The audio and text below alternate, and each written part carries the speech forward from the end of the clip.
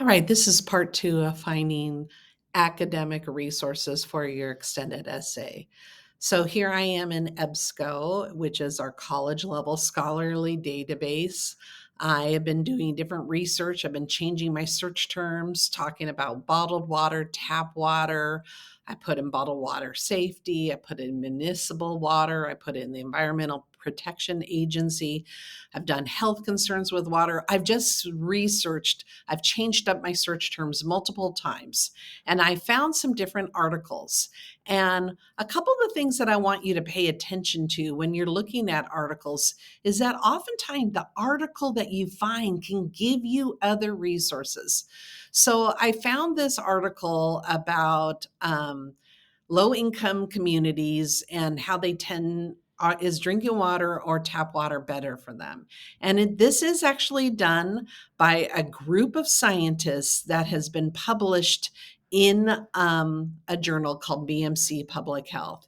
And in the abstract and in the introduction, they talk about what they did in their research. And they even gave some other terminology here that I might want to use when I'm doing research. But one of the most helpful things that you'll notice when you read academic journals is oftentimes they start with an introduction, or when I was in college, they called it a literature review.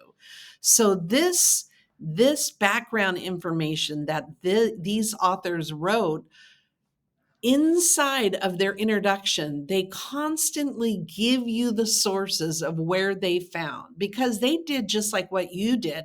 They went and read widely about their topic. And in their introduction, they put sources with the links to where they got that information. So, for example, these researchers look at all the citations. It's pretty much every other line is a citation in their introduction, which is a very common style of writing when you are a scientist and a researcher. But for you as a student, if there's something that they say in here that is really relevant to your interest, like this sentence here, if this is really relevant, then jump down here to source number 9 and look at their source. And oftentimes they will give you the link to that source. You can open it in a new tab, and now you have one source, and then you have another source that these people cited in their paper. So I call this gleaming the resources, like sifting through the resources that are in an article. Definitely, I mean, they have already done massive amounts of research. Now, when you do your paper, most likely you are going to cite something from their conclusion according to this study in Nogales, Mexico, and then you'll write something from the conclusion. But it doesn't mean that you can't use some of their references down here to find additional articles. That's one way to use really good quality research articles to find other ones. Another way is to look at the terminology. If they reference in their article some other organization or some other research, then you want to go look that up. Um, Another way is to come and take the title of an article that you found really helpful and useful, and then go to Google Scholar. Google Scholar, here I put in the title of the article that I had read, and it's showing me right here that 86 other sources cited that article in their research. So if 86 other articles read this article, like the one that I might use in my paper, and they cited something in this paper and put it in their paper, that might be another way for you to find sources. So I call these techniques like working smarter, not harder, not just constantly changing your keywords and searching over and over again.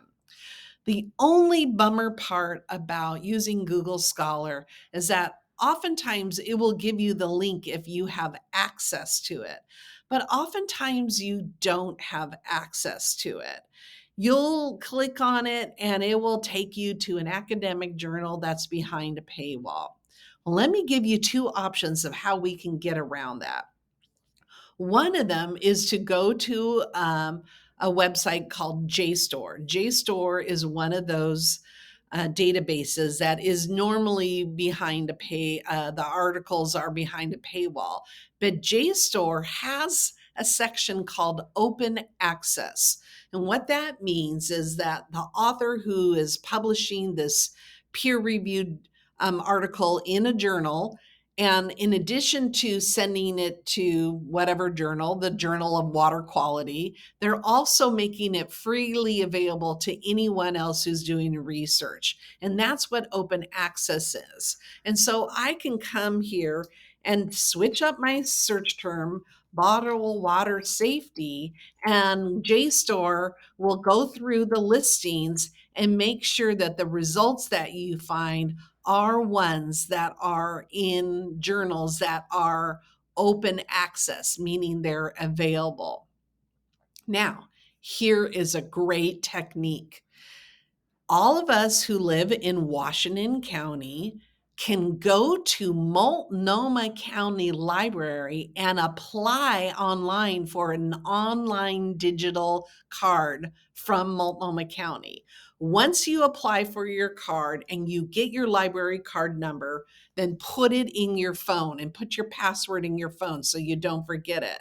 Because Multnomah County Library actually has access to the full database of JSTOR. So you wouldn't be limited just by the open access. You would log into JSTOR through Multnomah County and you would have access to everything. And I highly, highly recommend every extended essay student creates a Multnomah County card just so you have access to JSTOR. Here's another workaround. Right in our back door is Portland State University. And if you go to library.pdx.edu and you search, Portland State also provides students with an open access filter. Normally, all these resources that you are looking here would only be available to Portland State students. But because they're a public university, you are able to use their resources if you check open access and apply that filter and then lock that filter. So every time you change your search, now, just like JSTOR, you are finding articles of that are available online, but are peer reviewed journals, but they're in open access journals. And when you click on them and you go to Portland State's website, it will show you a link to where this article is available through open access. And then when you get there, you'll be able to have access to the article that normally would be hidden behind a peer reviewed, behind a paid journal. So let me quickly review. So first thing I said is look through the resources of the articles that you've already found for additional resources. If you find some really good ones, go to Google Scholar, search the title of your article, either look who has cited it, or what Google does well is Google oftentimes knows other articles that are related because it's archived all the information. So those are two ways you can use Google Scholar. Another way is to go to JSTOR Open Access and search and get access to this college level scholarly database and do that. Maybe just go ahead and apply for your Multnomah County Library card or use the resources of our local neighborhood university, Portland State University, and look at their open access. So, as an extended essay student, you really are doing a college level paper as part of this. So, I'm going to push you to use these academic sources. I don't want you to just do a Google search and find websites and a newspaper articles. Those are written by non-experts. You need to immerse yourself in the discipline of your subject area and read widely. So for the next 2, 3, 4 weeks, all we're going to do is gather articles, maybe look over them, and then at some point we'll start taking notes. We'll filter which ones are helpful. But I would like to see everyone have probably 10 to 12 sources by the time we meet and start talking about formatting and annotated bibliography. All right, once again, if you need any help, reach out to me. You can come and work in the library during lunch. You can come and work in my office and I'll work with you. We can exchange things back and forth online. And just one last little bit of information. Because I work with the students here at Mountainside who are in the dual credit Writing 121 class, those students have access to all the Portland State databases.